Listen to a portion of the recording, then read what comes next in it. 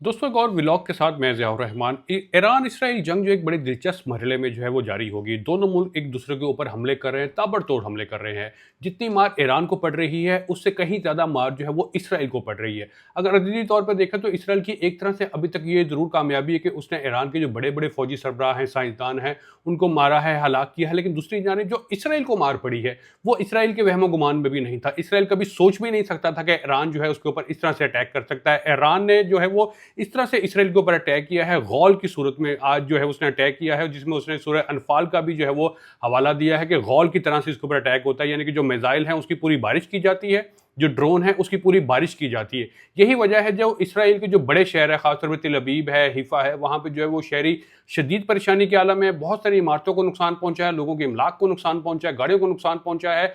Israeli शहरी जो है वो हलाक हो रहे हैं और कई जो है वो जख्मी है। यही वजह है कि तिल अबैब और जो हिफा है वहाँ से लोग जो है वो निकल रहे हैं। एक दूसरी जानिब तेहरान से भी निकल रहे हैं, लेकिन जो महफूज समझे जाने वाले इसराइल के शहर थे वहाँ से निकल रहे हैं। इसराइली जो फौजी इंस्टॉलेशन है, आर्मी इंस्टॉलेशन है, उनको भी नुकसान पहुंचा है। और जो इसराइली कमांडोज हैं उनको भी ईरानी फौजियों ने जो है वो अपनी हिरासत में ले लिया है, अपनी तहवील में ले लिया है। इस सब के बाद बेंजामिन नेतन्याहू वो शदीद बौखलाहट का शिकार हैं। उन्होंने मुतअद्दिद बार जो है अमेरिकी सदर डोनाल्ड ट्रंप से अपील की है कि वो इस जंग बंदी के दौरान आए।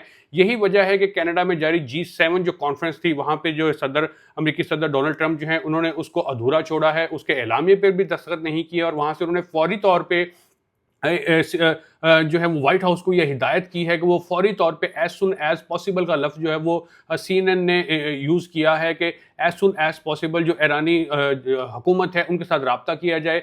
व्हाइट हाउस ने फौरी तौर पे, अभी जब मैं आपसे बात कर रहा हूँ आपसे थोड़ी देर कबल ही जो है व्हाइट हाउस ने ईरानी जो सदर हैं आयतुल्ला खामनाई और जो उनके फौजी कमांडर्स हैं उनसे रब्ता किया है और उन्हें कहा है कि सदर ट्रंप जो है उनसे बात करना चाहते हैं, जिससे बज़ाहिर ये लग रहा है कि जो अमेरिका है वो इस जंग बंदी की तरफ जो है वो आना चाहता है। क्योंकि इसराइल को इतनी मार पड़ गई है चारों तरफ से, इसराइल को जो है जो नुकसान पहुंचा वो ऐसा नुकसान है जो नाकाबिले तलाफी है। ईरान और इसराइल जंग में जो है वो सिर्फ इसराइल ने इसलिए अटैक किया था कि वो ईरान को चाह रहा था कि वो यूरेनियम अफजूदगी ना करे, यानी कि जौहरी हथियार ना बनाए।